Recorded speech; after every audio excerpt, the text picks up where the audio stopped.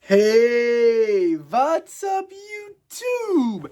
It's Mark Timberlake, and I'm back with a brand new video. And today, guys, we got a game coming up in this CFP that a lot of people have been looking at, but also kind of overlooking. Ohio State, Penn State. Plain and simple, that's the game. Ohio State, Penn State. That's the game I'm covering today. So, everyone says, Mark Timberlake, dude, Penn State's terrible. Do they really have any chance against Ohio State? If you ask me, this is the definition of a trap game for Ohio State. Penn State just lost Drew Aller. No more James Franklin, fired him. No more chance at a college football playoff appearance. Lost too many games. But Penn State looks at their season like this. Who cares what we do the rest of the season? If we beat Ohio State, our season is perfect. Our season is golden. They're saying that's why we come to Penn State, so beat Ohio State. Plain and simple. That's how Penn State's viewing this game. And that's how people who are watching this game and are interested in this game and may bet this game have to look at this. This game, I think, will be a lot closer than most people think. I mean, that's why they call it a trap game. Because you got a team that's not looking very good going up against the defending national champs. The team that's not looking very good. I think they got a chance in this game. I don't know if they'll win, but I think they got a chance. Not predicting yet. I'll do that at the end of the video, but I think Penn State may have a chance. So, if you're Penn State, here's the keys to this game. Go out there, play your brand of football. And here's the deal. This is the key for every team that plays Ohio State. Cover Jeremiah Smith. Pressure Julian Sand.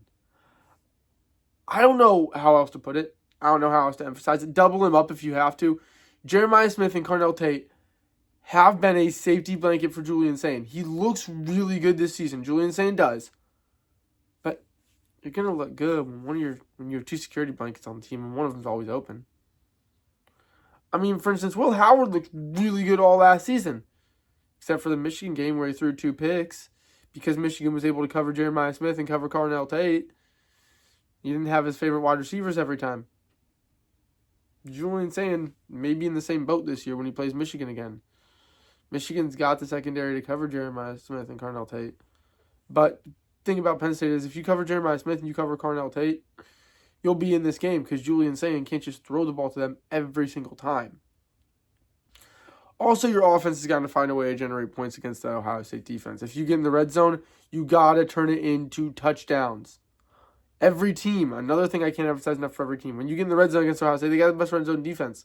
You got to find a way to exploit holes in that defense. Maybe find a way to gain yards to get in the red zone against that defense and score touchdowns. If you can't, Ohio State will, and they will run up the score on you so fast, you won't have a chance to come back. So, yeah. Those are the keys if you're Penn State. If you're Ohio State, here's the keys. You haven't sleptwalked through a game yet this season because you're defending your national title. If you want to keep your season perfect like it is, do not start sleepwalking now. You have an easy stretch coming up until Michigan. You got Penn State, who's not supposed to look super good. I'm not going to say you have an easy stretch, but you got a list of teams that aren't supposed to be super good coming up. Penn State, UCLA. You got teams like that going up, leading up in the Michigan game. And that Michigan game, Michigan's going to be playing you for a college football playoff. Probably the hardest game you got left this season. Also, the only ranked team that's still on your schedule. Actually, that's what final rankings come out. I think they're the only ranked team on your schedule. Well, Washington might have creeped in the top 25 recently. And Illinois might be in there. I'm not 100% sure yet. But yeah. So, you haven't started sleepwalking yet. But just because you have an easy stretch coming up doesn't mean you start now. Because if you sleepwalk through that Penn State game, you sleepwalk through that UCLA game, 2 teams that, while are not great teams, have shown they're no pushovers, have shown they don't want to be messed with. So that doesn't mean you start sleepwalking right there. By no means can you start sleepwalking right there. By no means can you start sleepwalking right there. So don't start sleepwalking right now if you're Ohio State. And here's another thing. They got a backup quarterback. Pressure that quarterback. Make him make mistakes. Make him make mistakes. So 2 keys for Penn State. Find a way to put points on the board. More specifically, generate touchdowns in that red zone if you get there. Pressure Julian Sayin and cover Jeremiah Smith and Carnell Tate. If you're Ohio State, pressure the quarterback because he's not Drew Aller. He's the second string. Pressure him, make him make mistakes. And do not sleepwalk through the game. Because here's the deal. When Ohio State starts to sleepwalk, they don't just sleepwalk through one game. They sleepwalk through a stretch of them until they lose. They did that last season, and then when they got beat by Oregon, they woke up for a little while. And they went and played Nebraska, sleptwalked, barely won. Sleptwalked all the way to Michigan. Got beat by Michigan, woke up, and that's why they won the college football playoffs, because that woke them up. They didn't try and sleepwalk through the CFP. So in all reality, if you're Ohio State, you can't start sleepwalking now, because you're not just going to sleepwalk through this game. You're going to sleepwalk up until the Michigan game, and if you sleepwalk through Michigan, well, we figured out what happened. Michigan will put your skull into the turf. They will walk all over you. Everyone said, Michigan only won 13-10. Ohio State had to miss 2 field goals. Yeah, you're right, but here's the deal. They did miss 2 field goals. That game was not as close as the scorecard showed.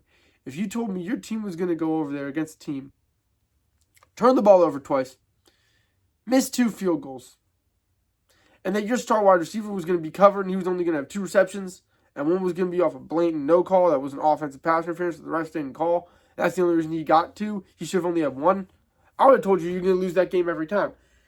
That game was not nearly as close. And if you told me that you were going to hurt their first string running back, but their second string running back was still going to run for over 100 yards,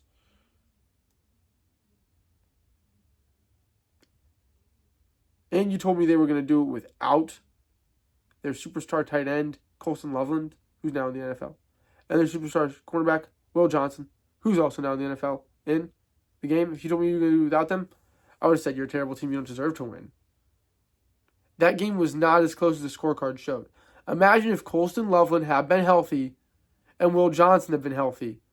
Probably at least one more turnover for Ohio State, and that guy's going to have some reception yards. He was a security blanket for Davis Warren. Now he got Bryce Underwood cocked back, bombing the skies. But once again, different story for a different time. So, point is, if you're Ohio State, don't sleepwalk. Because even if you do win this game, it's going to lead you sleepwalking maybe through UCLA, who's showing they're no pushover, even though they haven't won. They've shown you can't just mess with us whenever you want because they beat some big teams, they've upset some teams, they've ruined some team seasons. And I'm not saying they're not going to ruin Ohio State's season if Ohio State goes in there and sleepwalks. They very well could. I'll be covering that game too. So yeah, this is about what it comes down to. Those are the keys of the game. And now I guess it's time for my regular weekly prediction on this game.